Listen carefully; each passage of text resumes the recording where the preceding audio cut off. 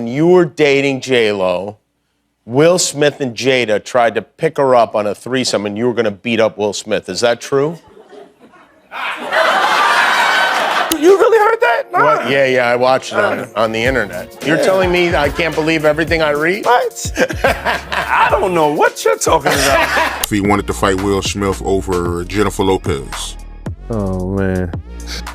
We were at a birthday party that I think either Matt Damon was giving for Ben Affleck. It was just a little gathering. It was at the Four Seasons. The world of Hollywood is ablaze with shocking revelations as Will Smith, beloved actor and icon, has made a stunning confession. In a recent interview, Smith dropped a bombshell, revealing that he feels utterly trapped by music mogul Diddy. Smith claims that Diddy has such damning evidence against him that he feels completely under Diddy's control. This revelation has sent shockwaves through the industry, with many wondering what dark secrets Diddy holds over Smith's head. But what could Diddy possibly hold against the beloved actor? Or is there a more sinister story lurking beneath the surface? Join us as we explore the reasons behind Will Smith's cries for help saying, "Diddy owns me." But before that, don't forget to subscribe. Now, let's dive in. Recently, there's been significant buzz about Diddy's connections to Will Smith. And now, it seems Smith himself is shedding light on his ordeal. In a candid interview, Smith bravely opens up about a harrowing experience he endured. He describes it as incomprehensible, a night of unimaginable cruelty. The depth of human depravity revealed that evening is staggering. Smith hints at the complexity of the situation, suggesting layers of nuance that defy simple explanations. Despite the intricacies, one thing remains clear: Smith reached a breaking point. His emotions spilled over, leaving him vulnerable and raw. His message resonates with a universal truth: appearances can be deceiving, and everyone faces battles known only to themselves. Nevertheless, it's crucial to understand that even if Diddy faces charges and is arrested for his alleged crimes, Will Smith may still be embroiled in the controversy. This is because Diddy reportedly maintained recordings of various events, potentially for the purpose of blackmailing individuals. Interestingly, Gene Deal, a notable figure, expressed his views on this matter, suggesting that Jay-Z, another prominent personality, could be among the first to be confronted with evidence if he publicly denies Diddy's wrongdoing. Speaking on it right now.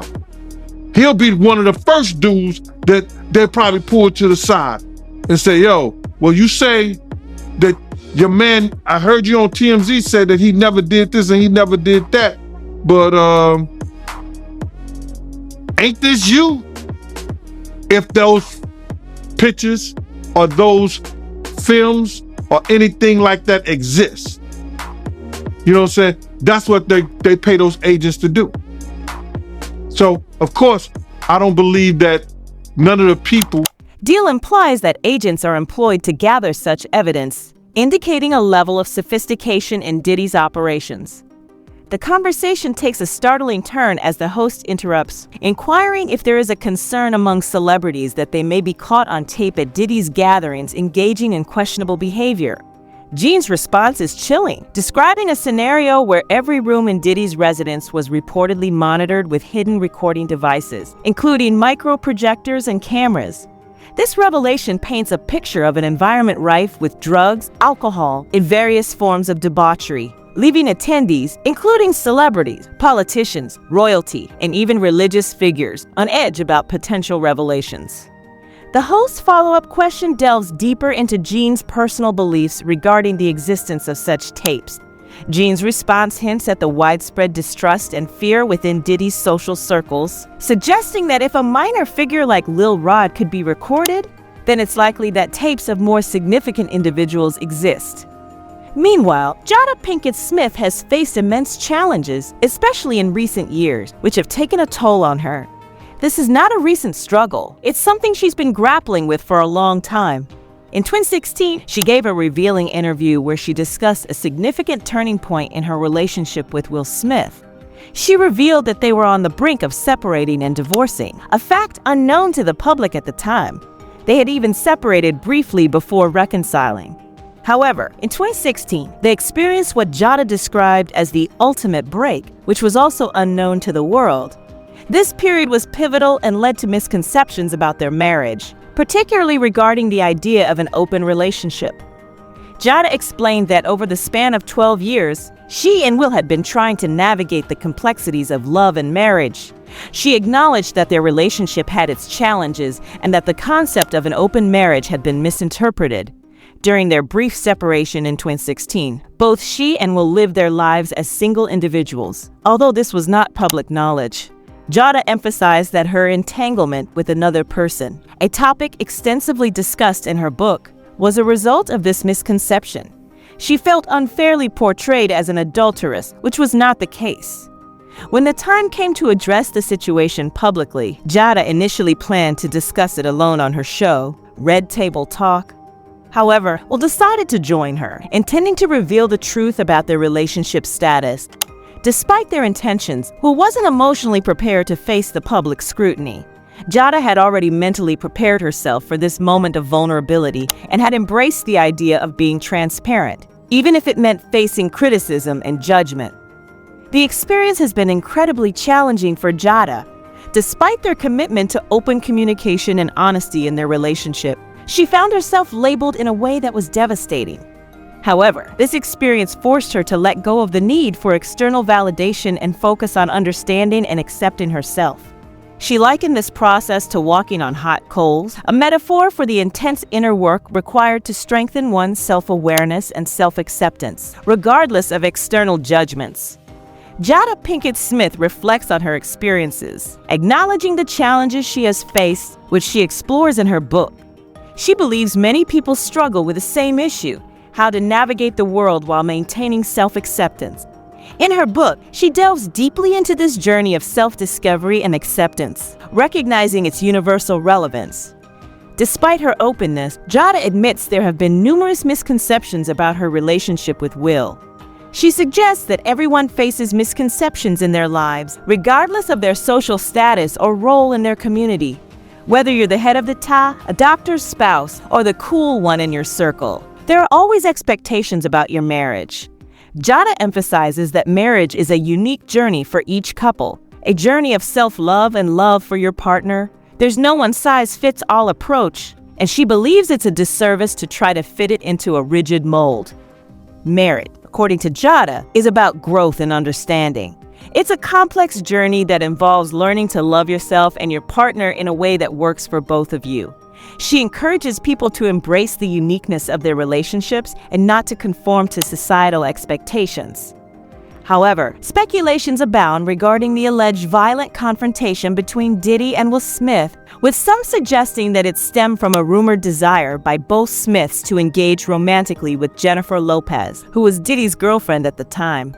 In an interview, the host asked Gene Deal to recount the incident where Puff Daddy Diddy wanted to fight Will Smith over Jennifer Lopez. Gene recalled a birthday gathering, possibly hosted by Matt Damon for Benefolk at the Four Seasons. Will's sister and her husband were seated on one side of the room, while Matt Damon, Benefolk, Jennifer Lopez, Puff Daddy, Will Smith, and Jada Pinkett Smith were on the other side.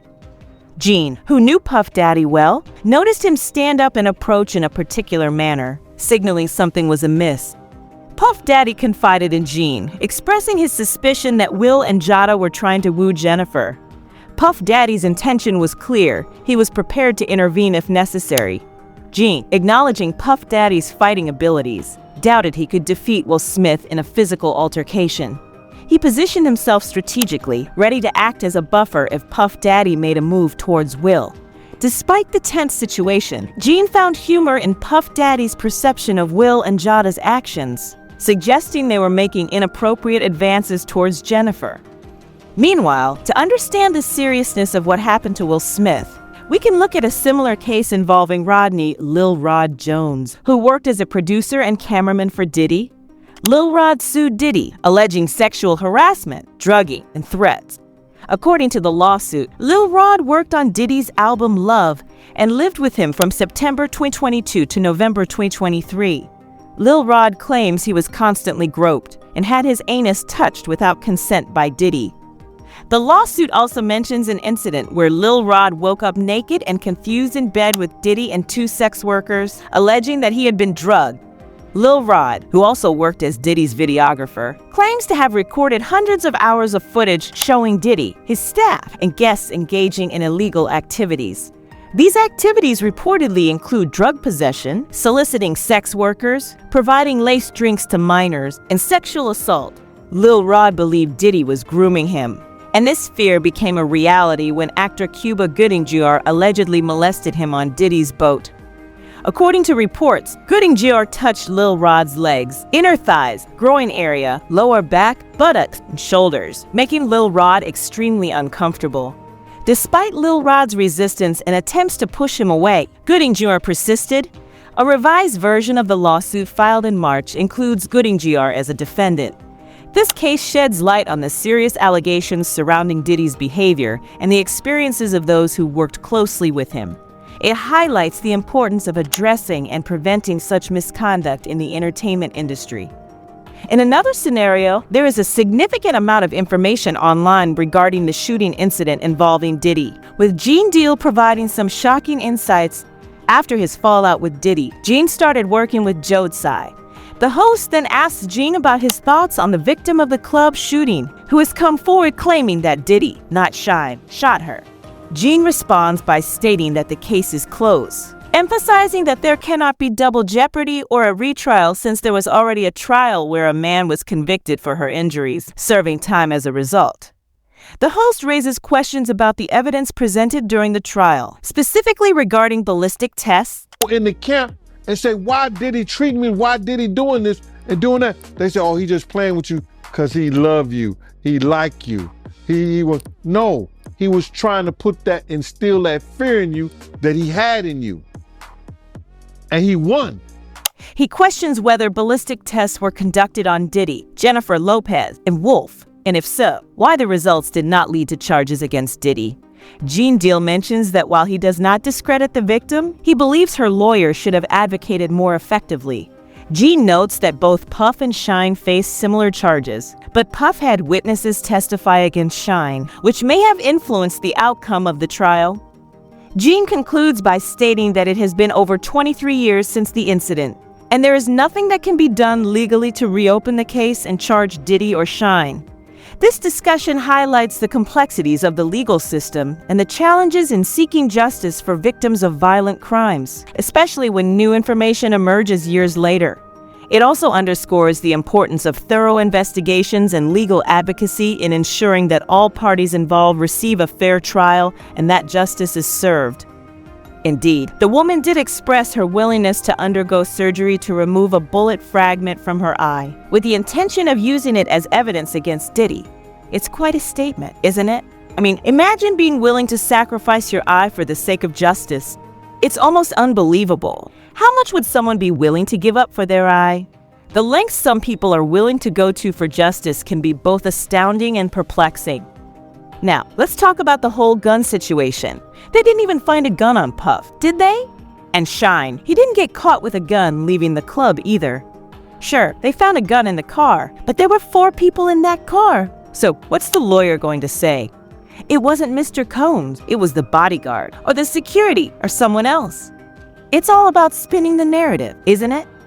As for those reports claiming Jennifer Lopez was carrying a gun in her purse, well, let me tell you, that's a load of nonsense. I've been around Miss Lopez quite a bit, more times than I can count, and let me tell you, she's not the type to be packing heat. They might call her Jenny from the block, but that doesn't mean she's out here carrying guns. No way, not at all. I know for a fact that she wouldn't be caught dead carrying a gun for Puffy or anyone else. You can take that to the bank, my friend. It's just internet gossip, pure and simple. It's interesting how stories can get twisted and distorted, especially when it comes to high-profile cases like this. People love to speculate and come up with wild theories, but the truth is often far more mundane. In the end, it's up to the courts to sift through the facts and determine what really happened. So, let's delve into how Diddy may have wronged Shine in this case. Diddy allegedly instructed his security, particularly Paul, to find witnesses from the club shooting. These witnesses were then brought to Diddy, and if he deemed their accounts credible, he passed them on to his lawyer. The lawyer, in turn, presented these witnesses to the district attorney's office, and they ended up testifying against Shine. Both Shine and Diddy faced the same charges, but they decided to hire separate lawyers. The evidence gathered by Diddy's team was used against Shine, effectively shifting the focus of the case onto him. It seems that Diddy orchestrated this strategy to protect himself from facing charges, ultimately leaving Shine to bear the brunt of the legal consequences. Shine himself discussed this turn of events in a documentary film from jail. Despite what happened, Shine expressed forgiveness towards Diddy for his actions. It's a complex situation that highlights the lengths people may go to when faced with legal troubles, even if it means sacrificing their relationships or integrity. It's a stark reminder of how legal battles can strain even the closest of bonds, leading individuals to make difficult decisions to protect themselves. The dynamics of power and influence can significantly impact the outcomes of such cases, often leaving those caught in the middle to deal with the fallout. If you were in that situation, would you forgive him? Personally, I wouldn't. Forgiveness is a concept I leave to others. For me, it's more about accountability. Do you think Diddy should have served time? In my view, if Shine was convicted and they both faced the same charges, then yes, Diddy should have faced consequences too. However, Diddy managed to distance himself from the crime by utilizing his legal team effectively. His lawyers, Broughton and Johnny Cochman, played a significant role in separating him from the charges Shine faced. If Diddy hadn't found those witnesses to testify against Shine, the outcome might have been different. It's a reminder of how influential legal strategies and resources can be in determining the course of justice. While I can't say for certain if Diddy should have gone to jail, the fact remains that his actions led to a different outcome for him compared to Shine. This situation highlights the complexities of the legal system and the importance of legal representation in shaping the outcomes of cases. It also raises questions about fairness and justice, as the ability to afford skilled lawyers can significantly impact one's legal standing. In the end, it's a matter of perspective and interpretation. Some may argue that Diddy's actions were strategic and within the bounds of the legal system, while others may see them as manipulative and unjust. Regardless, it's a story that underscores the role of legal strategy in determining outcomes and the need for accountability in all aspects of life. Guys, what do you think of this situation? Let us know your thoughts in the comments below. Then, check out this next video if you don't know that Jada Smith breaks silence on claims Will and Diddy victimized him. And don't forget to subscribe and stay tuned for what's coming up. See you in the next video.